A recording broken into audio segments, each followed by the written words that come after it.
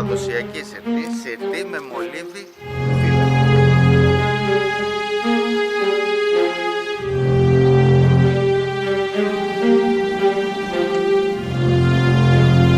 ανάλογα τα ρεύματα, ώστε να ψάξουμε περιοχές, να ψάξουμε γκρέμια, να ψάξουμε τα ισοβαθή μας.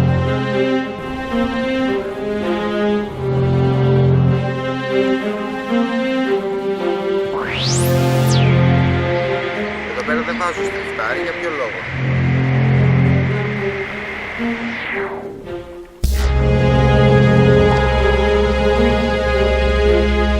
Κρατάτε πάντα τα πειράματα που έχει κάθε τόπος, δηλαδή αν έχουμε μόνο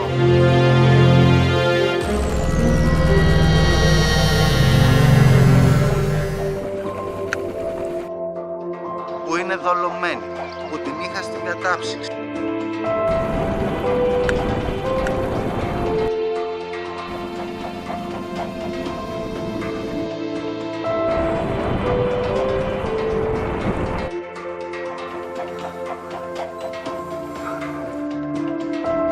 Πάμε τώρα, παιδιά, στον μηχανισμό.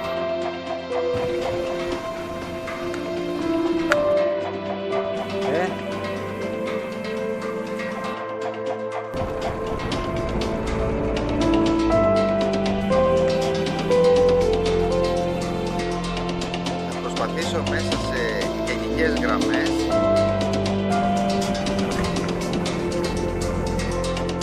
αυτή η τεχνική, παιδιά, χρειάζεται.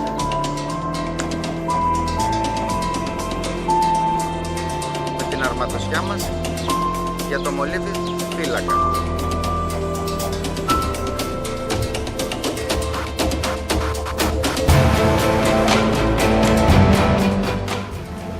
Να είστε καλά, παιδιά.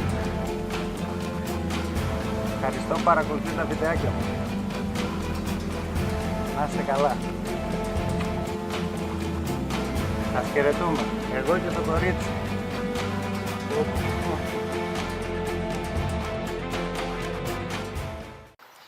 Καλώς ήρθατε στο Skoukios Fishing Adventures. Σε αυτό το βιντεάκι θα δούμε τη συρτή με μολύβι φύλακα. Μια συρτή που σιγά σιγά την αφήνουμε και προχωράμε στις ζόγκες, κοντοφύλακες, σιλικόνες. Σε αυτό το βιντεάκι λοιπόν αποφάσισα να μιλήσω, να πω λίγα λόγια για την τεχνική που ακούει στο όνομα συρτή, παραδοσιακή συρτή, συρτή με μολύβι φύλακα. Τι είναι αυτή η συρτή τώρα? Θα προσπαθήσω μέσα σε γενικές γραμμές να σας πω πώς μπορούμε να την κάνουμε, πώς μπορούμε να έχουμε αποτελέσματα, τι και πώς. Ελπίζω να μην ξεχάσω τίποτα, παιδιά, έτσι, γιατί τα έχω γραμμένα κάπου, μου έρχονται αυθόρμητα. Αυτή η τεχνική, παιδιά, χρειάζεται ένα καλάμι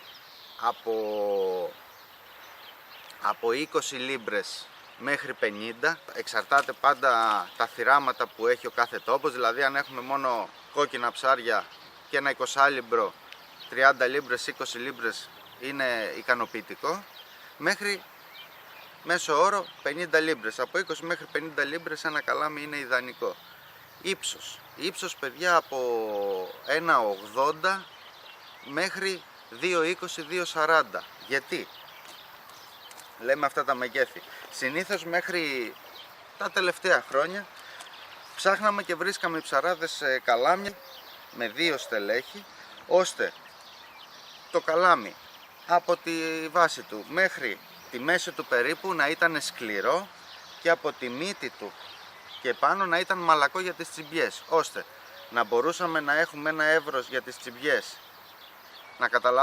να καταλαβαίναμε πότε τσιμπάει το ψάρι και αυτό να μην καταλάβαινε εμάς, και να είχαμε και ένα μπλανκ, ένα στέλεχος δυνατό, ώστε να μπορέσουμε να το αντιμετωπίσουμε, να το φέρουμε πάνω. Σιγά σιγά όμως, παραδείγματος χάρη εμένα, μέσα στη βάρκα δεν με βόλευε και τόσο πολύ αυτό το καλάμι που ήταν τόσο μακρύ. Και έτσι ψάχνοντας, ρωτώντας τους φίλους μου, γιατί κανένας δεν τα γνωρίζει, ρωτάς από εδώ, ρωτάς από εκεί, μου είπανε για τζικοκάλαμα. Τι σημαίνει? Ότι μπορούμε και με τζικοκάλαμα να κάνουμε τη συρτή αυτή. Είναι μια μετατροπή, βέβαια τη δουλειά μας την κάνουμε μια χαρούλα. Είναι πιο κοντά καλαμάκια, βλέπετε. Ξεκινάνε από 1,70, 1,75, 1,80, 1,90 εκεί πέρα. Έχω δοκιμάσει διάφορα τζικοκάλαμα, μετράει το πόσο θα είναι το μηχανάκι μακριά, πόσο το κρατάμε, πόσο στηρίζεται, όλα μετράνε παιδιά. Οπότε, δηλαδή είναι λεπτομέρειες που πολλές φορές ένα καλάμι στα δικά μου τα χέρια μου κάνει δουλειά και ένα καλάμι, το ίδιο καλάμι, σε έναν άλλον δεν κάνει δουλειά. Γιατί δεν του ταιριάζει, δεν του κολλάει στο κορμί του. Θέλει λίγο προσοχή στη μύτη, να προσέχετε λίγο τη μύτη να είναι ευαίσθητη. Και το μπλάνκ, δηλαδή το στέλεχος, εντάξει είναι σκληρά τα τζικοκάλαμα, μπορούν να ανταπεξέλθουν σε ένα και μικρό ψάρι και μεγάλο ψάρι.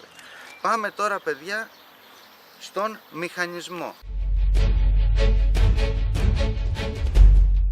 Ο μηχανισμός που μπορούμε να διαλέξουμε για τη συρτή με μολύβι φύλακα είναι ένας μηχανισμός οριζοντίου τυμπάνου από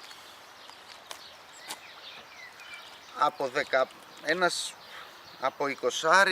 από 15-20 λίμπρες μέχρι 30 λίμπρες 40.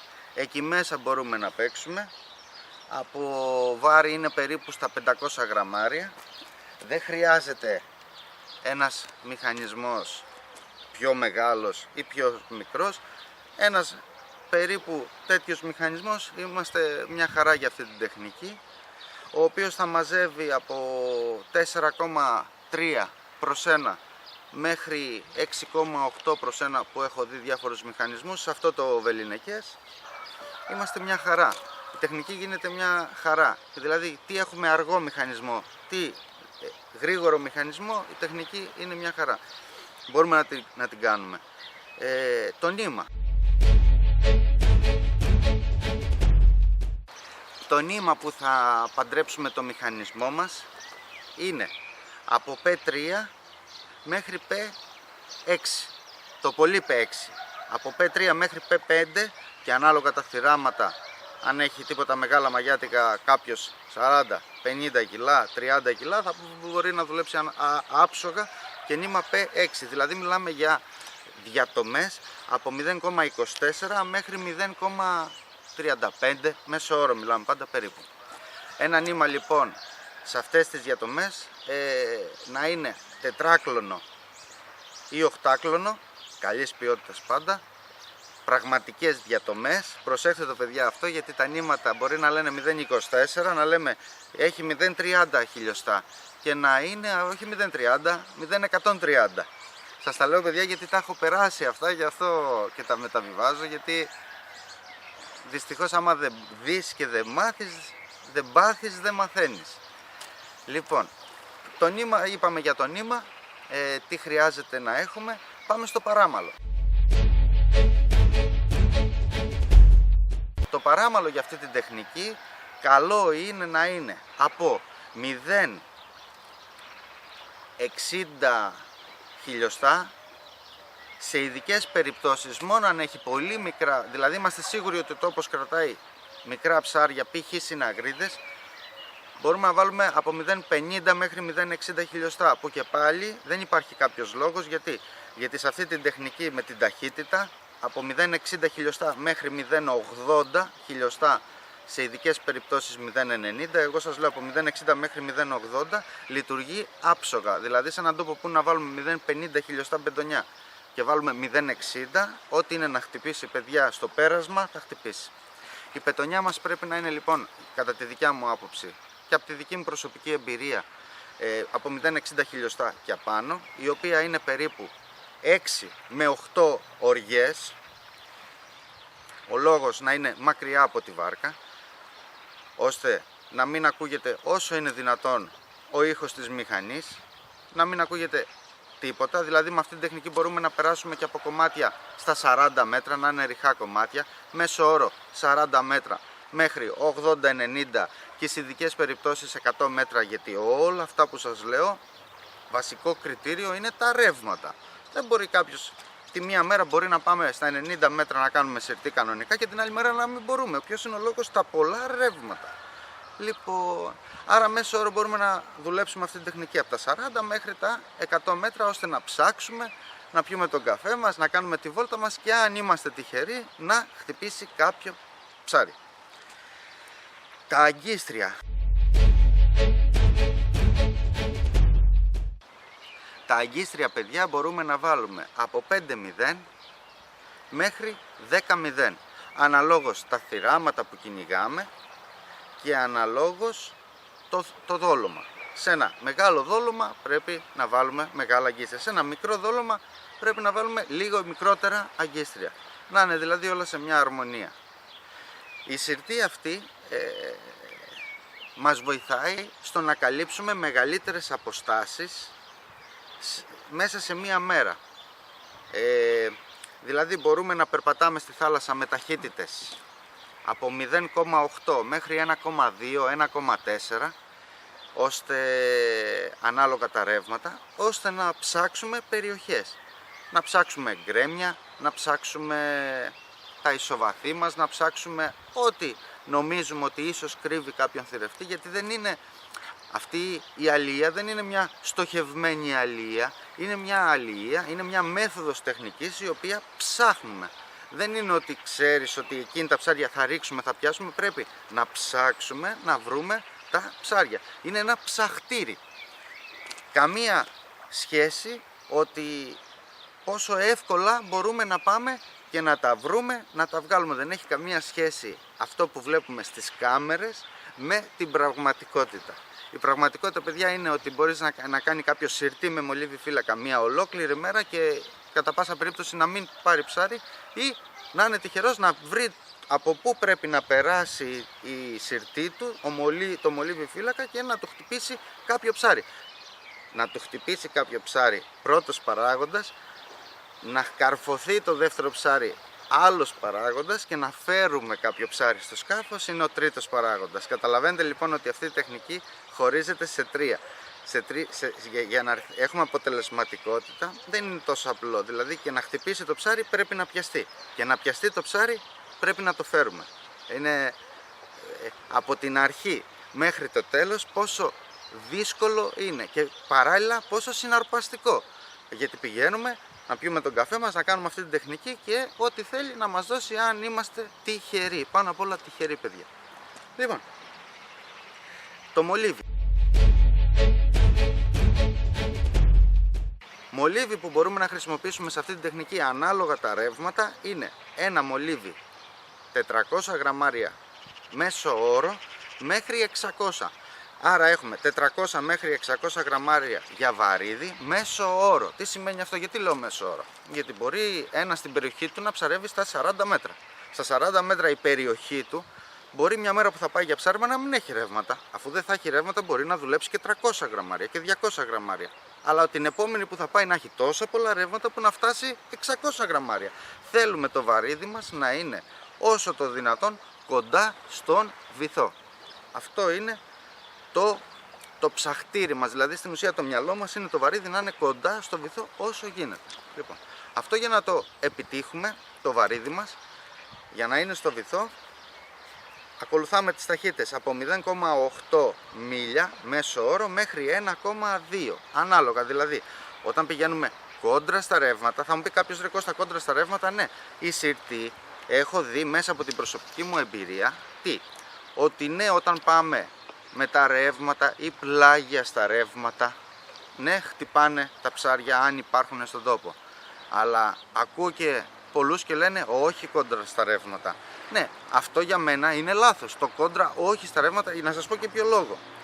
Κόντρα στα ρεύματα, δηλαδή όταν πηγαίνουμε δεξιά αριστερά σε έναν τόπο, μπορεί όταν πηγαίνουμε δεξιά σε έναν τόπο να είμαστε μαζί με τα ρεύματα ή πλάγια, αλλά θα πρέπει να γυρίσουμε. Και εγώ δεν θέλω να βγάλω το δόλωμα στη βάρκα για να γυρίσω πάλι από την αρχή, να ξαναγυρίσω πάλι τον τόπο, θέλω να πάω και ανάποδα. Και έχω δει σε κάποιες περιπτώσεις, που δεν είναι λίγες, όπου γυρνώντας κόντρα στα ρεύματα δεν με βρίσκουν μικρά ψάρια, παιδιά. Ότι αν θα σε βρει κόντρα στα ρεύματα, το έχω πει και σε πολλούς φίλους αυτό, σε προσωπικές επικοινωνίες που είχα μαζί τους, εάν θα με βρει, που μετά δικαιώθηκα σε αυτό που τους είπα, γιατί με πήραν τηλέφωνο τα παιδιά και μου είπαν: ρε Κώστα, είχες δίκιο. Δεν είναι κάτι που βγαίνει μέσα από την εμπειρία. Πηγαίνοντας κόντρα από τα ρεύματα, δεν σας λέω συνέχεια, αλλά αν θα πει να χτυπήσει ψάρι, κόντρα στα ρεύματα θα είναι ψάρι. Δηλαδή τι σημαίνει? Θα είναι σοβαρό ψάρι. Δηλαδή τα ψάρια που με έχουν βρει κόντρα στα ρεύματα είναι λίγα, αλλά είναι ψάρια. Δηλαδή μιλάμε για συναγρίδες από 8 κιλά μέχρι 14, μιλάμε για σφυρίδες, μιλάμε για ροφούς, μιλάμε για τσαούσια, μιλάμε για μεγάλα ψάρια που τελικά αυτά που με βρήκανε ήταν μεγάλα. Ίσως μάλλον κόντρα στα ρεύματα στέκονται τα μεγάλα και κυνηγάνε, το οποίο αυτό μου δείχνει εμένα ότι μου έχει δείξει ότι ξέρεις κάτι Κώστα, θα δοκιμάζεις και ανάποδα και ας χαλάει το δόλωμα, γιατί όταν το πας κόντρα στα ρεύματα εσύ μπορεί να τραβάς με 0,8 ταχύτητα, με 0,9, με 1 μίλια, αλλά και κόντρα τα ρεύματα στην ουσία είναι σαν το δόλωμα να το πιάνεις από τη μύτη και να το τραβάς με 3 μίλια αν βάλεις και την κόντρα. Άρα αυτό είναι ένα πράγμα το οποίο είναι κόντρα στη φύση. Δηλαδή βλέπουν τα ψάρια ξαφνικά ένα δόλωμα ζωντανό υψόφιο, καλαμάρι, ψάρι, ένα ψάρι δολωμένο, καλαμάρι, ψάρι ή σουπιά, ζωντανό υψόφιο και το τραβά και πηγαίνει με 3, λες και είναι πιασμένο από τη μύτη και πηγαίνει με 3 μίλια, με 4 μίλια. Εμείς νομίζουμε ότι το τραβάμε με 1, αλλά τελικά δεν είναι έτσι. Λοιπόν, οπότε παιδιά, αφού είδαμε την ταχύτητα, είδαμε τα βαρύδια, είδαμε το παράμαλο, θα καθίσω να σας φτιάξω τώρα μια αρματοσιά, να δείτε και την αρματοσιά στην πράξη, και στο τέλος από το βίντεο, πριν προχωρήσω, αφού θα σας φτιάξω την αρματοσιά, έχω εδώ και ένα δόλωμα. Έχω μια σουπιά νοπή, η οποία θα σας την δολώσω. Για ποιο λόγο? Αυτή η τεχνική μπορούμε να σύρουμε, μπορούμε να δολώσουμε και να τραβήξουμε και νοπά δολώματα. Είτε αυτά είναι καλαμάρια, είτε είναι σουπιές, είτε είναι ζαργάνες, είτε είναι κολλοί, είτε μπορούμε να τραβήξουμε και ζωντανά και νοπά με μια ταχύτητα από 0,8 μέχρι 1,2 όπως είπα μέσο όρο. Και αν είμαστε τυχεροί, γιατί δεν είναι μια στοχευμένη αλληλεία ότι εγώ πάω τώρα να πάρω μια συναγρίδα, στοχεύω, δεν είναι πας και ό,τι σε βρει, δεν ξέρεις τι θα σε βρει. Δυστυχώς έτσι είναι. Πηγαίνεις, αν είσαι τυχερός και περάσεις το μονοπάτι που πρέπει να περάσεις μέσα στη θάλασσα, και αν τύχει και περνάνε και τα ψάρια εκείνη την ώρα, θα πάρεις ένα χτύπημα, το οποίο αυτό μεταφράζεται. Να είμαστε τυχεροί να πάρουμε ένα χτύπημα, να είμαστε τυχεροί να καρφωθεί το ψάρι και να είμαστε τυχεροί να το φέρουμε στη βάρκα, γιατί μπορεί και να το φέρουμε στη βάρκα δίπλα και να ξεκαρφωθεί εκείνη την ώρα. Καταλαβαίνετε δηλαδή ότι, όπως φαίνεται στην κάμερα, όχι μόνο από τα δικά μου βίντεο, και σε πολλών φίλων άλλων τα βίντεο, σε πολλών φίλων τα βίντεο, δεν είναι τόσο απλό. Έχει πάρα πολλές δυσκολίες. Πιστεύω το καταλαβαίνετε. Αυτό μακάρι να ήταν ότι ρίχνουμε, το βγάζουμε, καμία σχέση. Απλά θέλει υπομονή, επιμονή και αγάπη. Να μας αρέσει αυτό που κάνουμε και να το επιμένουμε, να είμαστε πάνω κατά πάνω. Λοιπόν, πάμε να φτιάξουμε την αρματοσά, να σας δείξω την αρματοσά. Στο τέλος από το βίντεο θα σας βάλω και μια όμορφη εξόρμηση που είχα σε ένα ψάρεμά μου. Ελπίζω να σας αρέσει το βίντεο. Προχωράμε να δούμε την αρματοσά. Πάμε τώρα παιδιά να φτιάξουμε την αρματοσά. Χρησιμοποιούμε το νήμα που είπαμε στις διατομές που είπαμε και το παράμαλο. Τι κάνουμε? Τον κόμπο τώρα που θα κάνω θα τον βάλω και στο βίντεο πάνω δεξιά για να δείτε πως τον κάνω. Λοιπόν, διπλαρώνουμε το παράμαλο και περνάμε το νήμα από μέσα.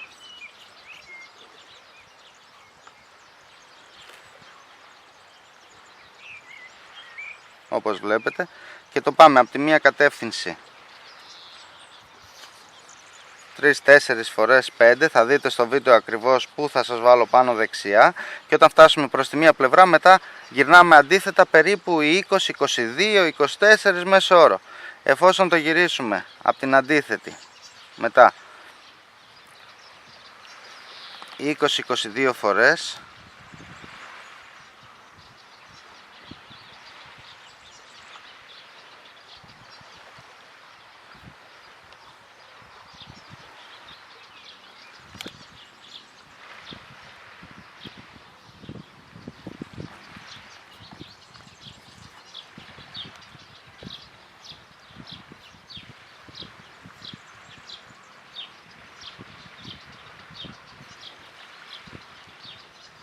παίρνουμε την άκρη και την περνάμε από κάτω μέσα στον κύκλο. Τη βάζουμε από πάνω και πιάνουμε τη μία ακρούλα που περισσεύει και το άλλο και τραβάμε, σαλιώνουμε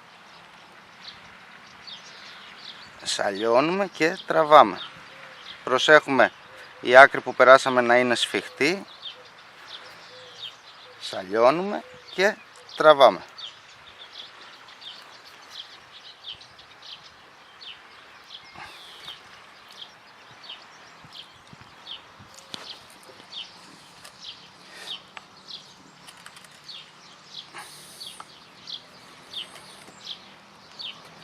Ωραία. Εφόσον τραβήξουμε, κόβουμε τη μια άκρη και κόβουμε και την άκρη που περισσεύει από την μπετονιά. Τι έχουμε κάνει? Έχει δημιουργηθεί μια θηλίτσα. Εδώ στη θηλίτσα λοιπόν θα κρεμάσουμε, το βλέπετε, το μολύβι φύλακα. Απ' τη μία είναι το νήμα, απ' την άλλη το παράμαλο. Και θα κρεμάσουμε σε αυτή τη θηλίτσα το μολύβι φύλακα. Πάμε να φτιάξουμε το μολύβι φύλακα.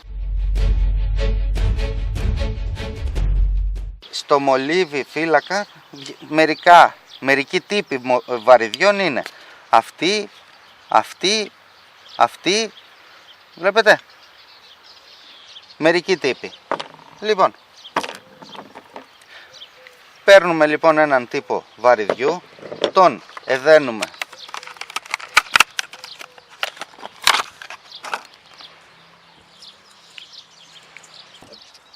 στην άκρη έναν κόμπο που ο καθένας γνωρίζει. Εγώ το περνάω 2 φορές από μέσα. Το περνάω 2 φορές μέσα από τον κύκλο. Κάνω μια θηλιά και τη θηλιά μια θηλιά και τη θηλιά την ακουμπάω πάνω στην άλλη πετονίτσα. Το περνάω από μέσα 1, 2,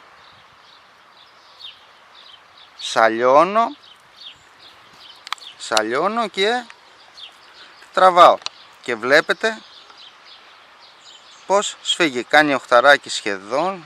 Να και εδώ τραβάω, παπ, και έσφιξε, τερμάτισα. Η πετονίτσα αυτή, παιδιά, είναι περίπου, να ξέρετε, περίπου στη μια οριά, περίπου στη μισή με μια οριά.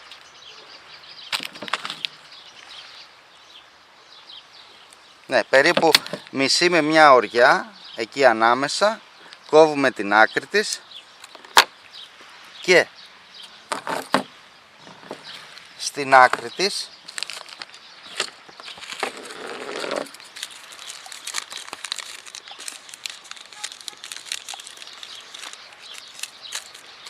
θα βάλουμε αυτό τον τύπο του απελευθερωτή. Δένουμε και εδώ την άλλη άκρη. Η πετονιά αυτή, μην ξεχάσω, καλό είναι να είναι 40-50 χιλιοστά. Το λιγότερο 40, καλό θα είναι να βάλετε μία 50 χιλιοστά. Για ποιο λόγο? Εκεί μέσα 47, 50, γιατί αν πιαστεί το βαρύδι κάτω, μην τραβήξουμε μια φορά και κοπεί με τη μία, να μας δυσκολέψει λίγο, μπας και γλιτώσουμε το βαρύδι. Λοιπόν, περνάμε μέσα από τη θηλίτσα την πετονιά 2 φορές, όπως είπαμε, ή ο καθένας σας κάνει τον κόμπο που ξέρει, έτσι. Κάνουμε τον κομπάκο μας, το περνάμε 2 φορές από μέσα από τη θηλιά και τραβάμε, σαλιώνουμε.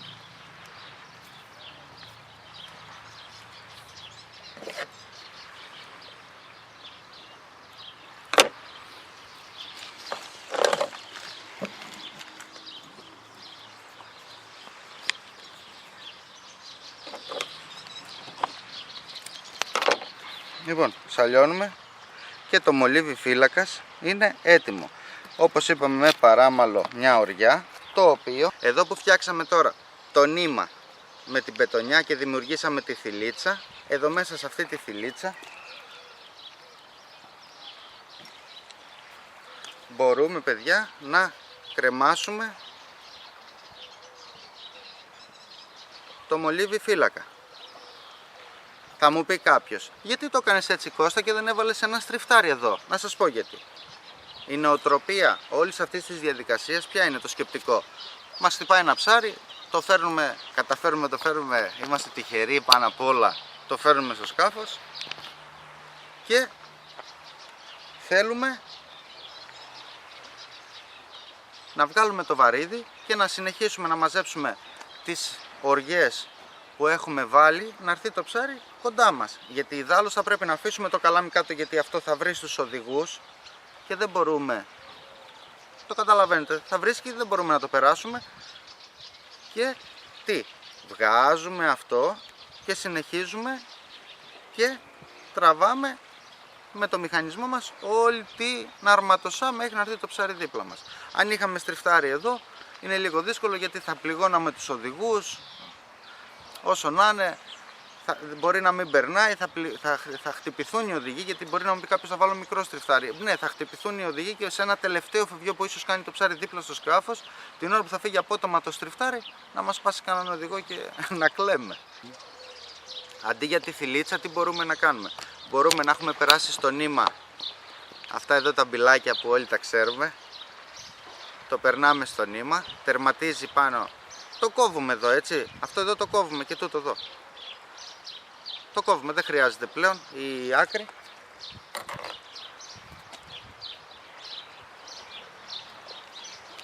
Και το βασικό, παιδιά, ότι κόβουμε, εμείς σαν άνθρωποι δεν τα πετάμε κάτω, τα μαζεύουμε σε μια γωνίτσα και τα πετάμε, παιδιά, στους κάδους και στους σκουπιδοντενεκέδες. Δεν τα πετάμε ούτε στη θάλασσα, ούτε στην ακτή, ούτε τίποτα. Γιατί αυτά γυρνάνε πίσω σε εμάς. Δεν είναι ότι τα πετάμε και εξαφανίζονται, σε εμάς γυρνάνε όλα. Τα βλέπετε? Τα φυλάμε. Λοιπόν, και εφόσον βάλουμε την πηλίτσα μας, τι κάνουμε εδώ?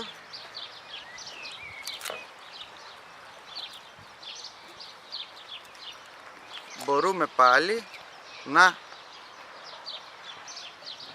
κρεμάσουμε, το βλέπετε, το μολύβι φύλακα. Τώρα σε θέμα ότι ο μολύβις, ότι είναι για πιο πονηρά ψάρια και αυτά, εντάξει παιδιά, μην το φτάνουμε μακριά. Είναι τέτοια η τεχνική, με τόσο μακρύ παράμαλο και αυτά, που απλά εγώ σας δίνω εναλλακτικές εδώ στο μολύβι φύλακα, ό,τι θέλει ο καθένας κάνει.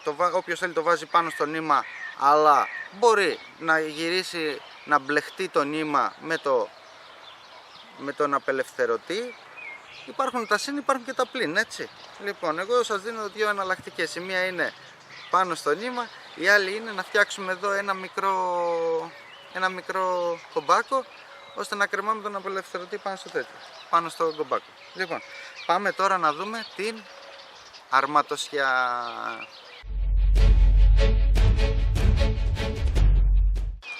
Η αρματοσιά, παιδιά, είπαμε τα αγκίστρια μας από 5.0 μέχρι 10.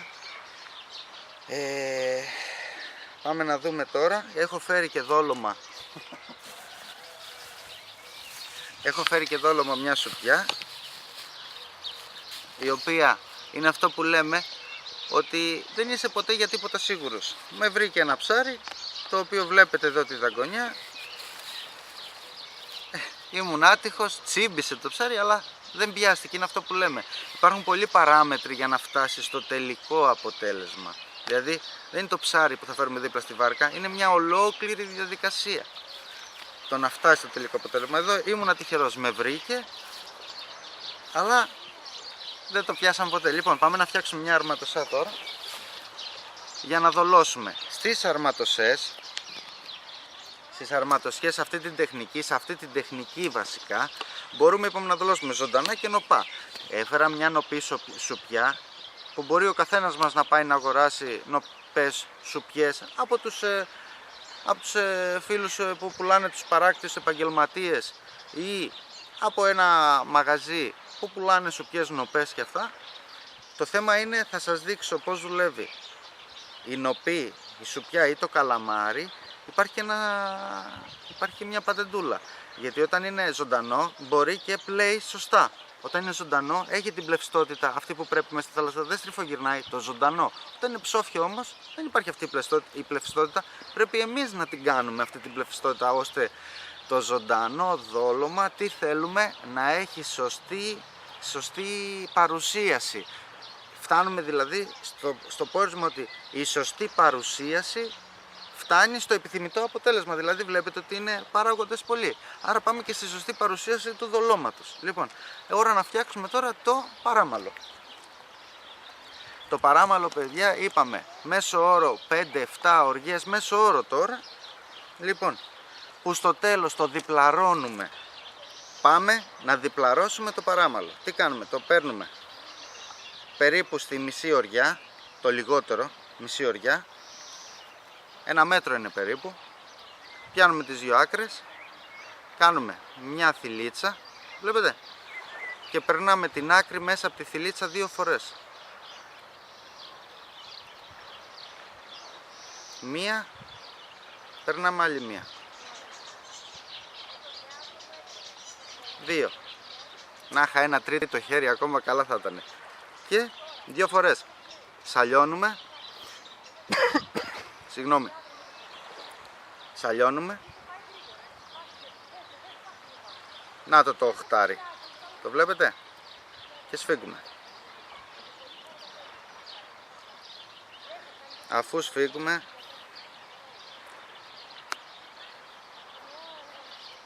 έτοιμο. Κόβουμε την άκρη.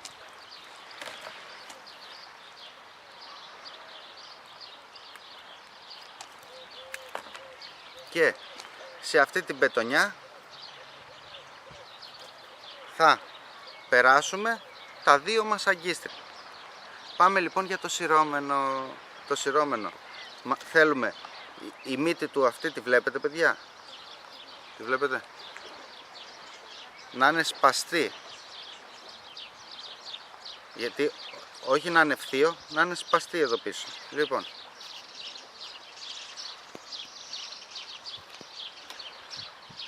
περνάμε το διπλαρωμένο παράμαλο μέσα και πάμε τώρα να το δέσουμε. Η μία άκρη πηγαίνει προς το χέρι μας και με την άλλη άκρη κάνουμε έναν κύκλο. Τόσο απλά. Εντάξει. Και παίρνουμε τώρα και τυλίγουμε αντίθετα περίπου 10 φορές, 12 το λιγότερο, 12 με 20. Και πάμε. 1, 2, 3. Το βλέπετε? Προς τα πίσω. 4, 5, 6, 7, 8, 9, 10, 11, 12, 13, 14 μέσο όρο. 14. Πιάνουμε την άκρη. Τραβάμε. Τραβάμε και την άλλη άκρη. Σαλιώνουμε. Κόβουμε τις άκρες που περισσεύουν.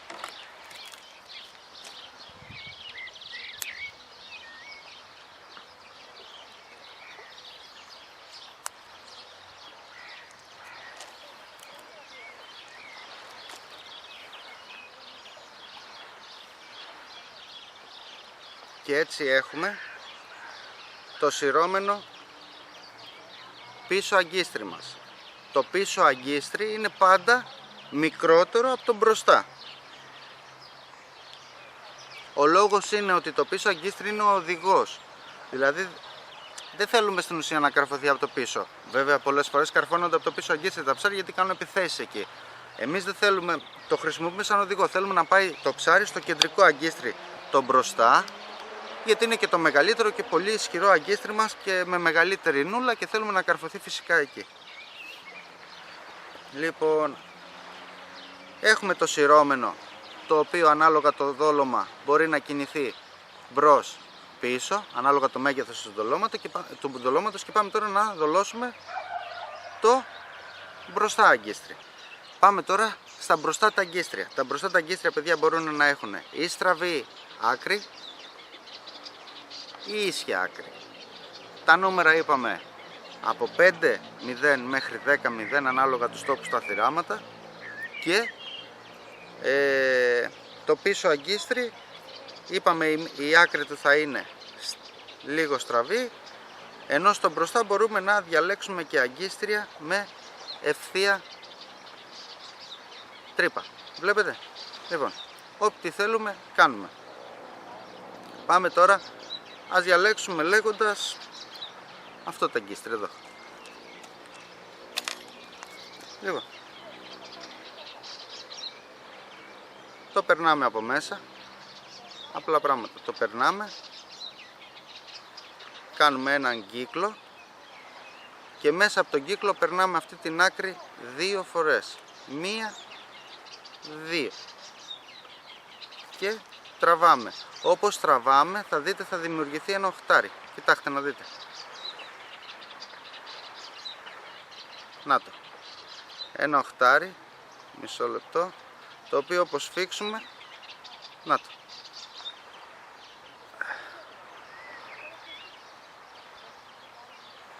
Και έρχεται και φωλιάζει εδώ πίσω. Τέλος. Πέθανε. Τέλος. Λοιπόν,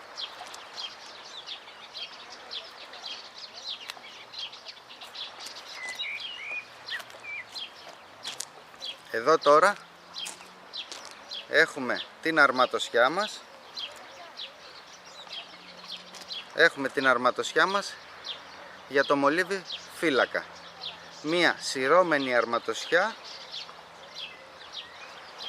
με το σειρώμενο αγκίστρι και το σταθερό μπροστά.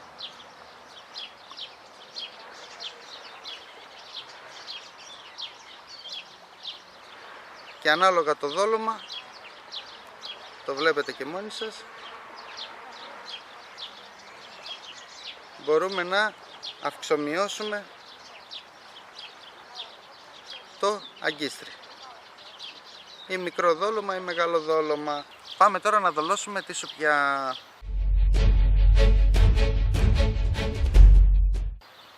Τη σουπιά τη δολώνουμε περνώντας το αγκίστρι ή μέσα από τη φυσούνα ή εξωτερικά. Ό,τι θέλουμε, δεν είναι κάτι ούτε λάθος ούτε σωστό. Δεν είναι όπως θέλουμε θα χτυπήσει το ψάρι, και εξωτερικά και εσωτερικά. Περνάμε, παιδιά, το αγκίστρι από μέσα και ορίστε, πρώτο αγκίστρι. Και μετά περνάμε και το δεύτερο. Και σύρουμε το παράμαλο να τεντώσει. Λοιπόν, τώρα έχουμε έναν οπό δόλωμα. Στο ζωντανό δεν χρειάζεται να δώσουμε τόσο μεγάλη προσοχή. Πάμε τώρα όμως στον οπό. Στον οπό, παιδιά, πρέπει να κεντράρουμε τα αγκίστρια. Δηλαδή τι εννοώ? Το μπροστά το αγκίστρι και το πίσω πρέπει να μπουν στην ευθεία της σουπιάς. Γιατί αν μπει λίγο ή το μπροστά ή το πίσω λίγο δεξιά ή λίγο αριστερά, στριφογυρνάει όλη την ώρα, πηγαίνει έτσι. Αν και που στριφογυρνάνε, πάλι με έχει χτυπήσει ψάρι, θυμάμαι στο μυαλό μου, οπότε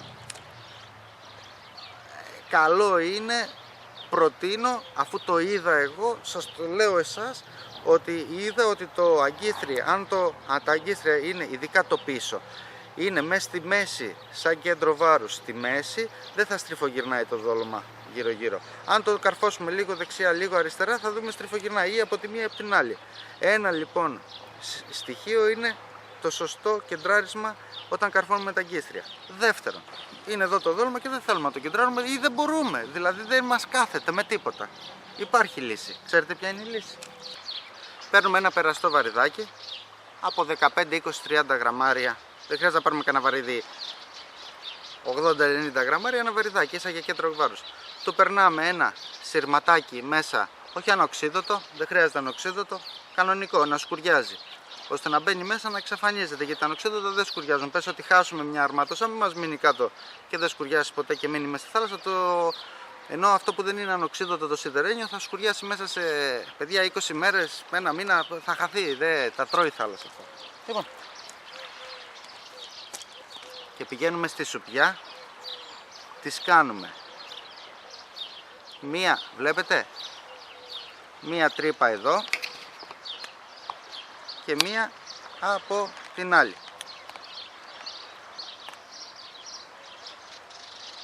τόσο ωραία. Το βλέπετε? Τη χαντρούλα. Εδώ πάνω δένουμε και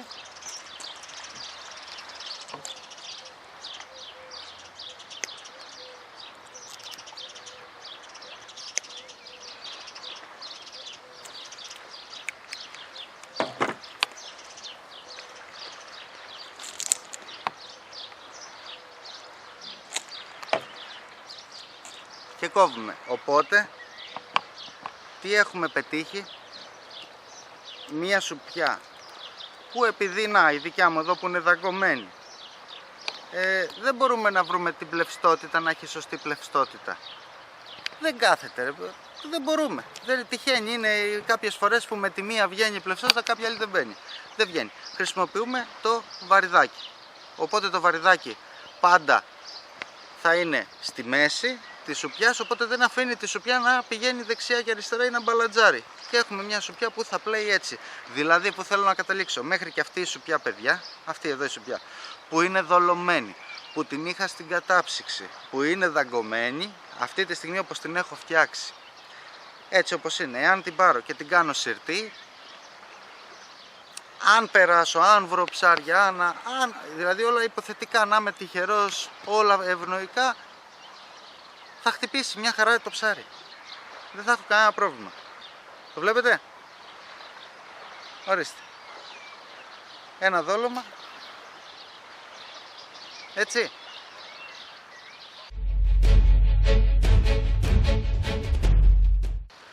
Οπότε πήραμε αυτή την τεχνική που ακούει στο όνομα σιρτή με μολύβι φύλακα. Προσπάθησα από την αρχή μέχρι το τέλος να σας εξηγήσω για αυτή την τεχνική μέσα από την προσωπική μου εμπειρία, να σας εκφράσω την προσωπική μου άποψη γενικότερα, μέσα από την προσωπική μου εμπειρία. Ελπίζω το βιντεάκι να σας άρεσε. Επειδή δεν τα έχω γραμμένα, καταλαβαίνετε, δεν είναι ότι τα έχω γραμμένα σε κάποιο χαρτί ή πίσω από την κάμερα να τα διαβάζω και να σας τα λέω, και τα σκέφτομαι εκείνη την ώρα και το μυαλό μου, καταλαβαίνετε, τώρα έρχονται πολλές πληροφορίες μαζί. Προσπάθησα όλες αυτές τις πληροφορίες να τις αποκωδικοποιήσω και να τις κάνω πιο απλές, να σας δώσω να καταλάβετε βασικά στοιχεία πάνω σε αυτή την τεχνική, ώστε όποιος φίλος θέλει να δοκιμάσει, όποιος νέος χρήστης τα δει να δοκιμάσει. Καλά, οι παλιοί χειριστές πάνω σε αυτή την τεχνική δεν χρειάζεται εγώ να τους πω κάτι, ίσα ίσα αν θέλουν οι ίδιοι μπορούν εμένα να μου πούνε κάτι, να γίνω ακόμα καλύτερος, γιατί ποτέ δεν σταματάς να μαθαίνεις, ποτέ δεν σταματάς να εξελίσσεσαι και να προχωράς μπροστά. Σας ευχαριστώ πάρα πολύ που παρακολουθήσατε αυτό το βίντεο. Μόλις τελειώσει αυτό το βίντεο θα σας βάλω μια όμορφη εξόρμηση που είχα με αυτή την τεχνική με μολύβι φύλακα. Ελπίζω να μην ξέχασα κάτι. Αν ξέχασα κάτι ή έχετε κάποια απορία, μπορείτε στα σχόλια να με ρωτήσετε ελεύθερα, δεν έχω κανένα πρόβλημα. Αν γνωρίζω να σας πω. Να είστε καλά παιδιά, ευχαριστώ πάρα πολύ. Ελπίζω να σας άρεσε το βίντεο και η προσπάθειά μου. Να είστε καλά, ευχαριστώ πάρα πολύ. Γεια σας.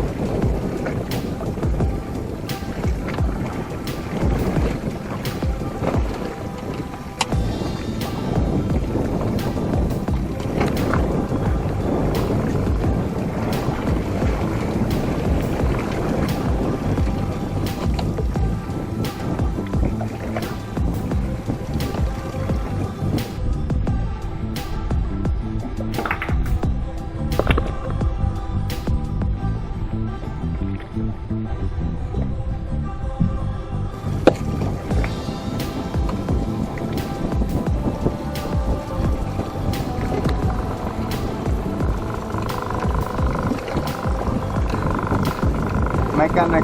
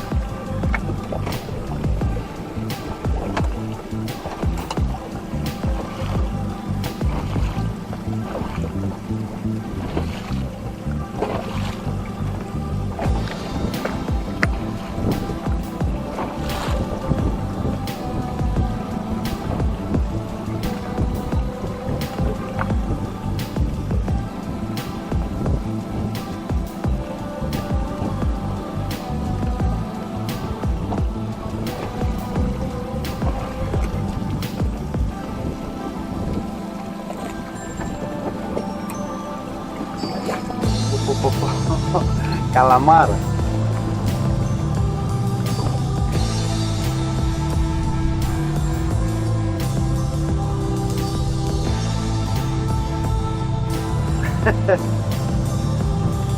Πω, πω, πω.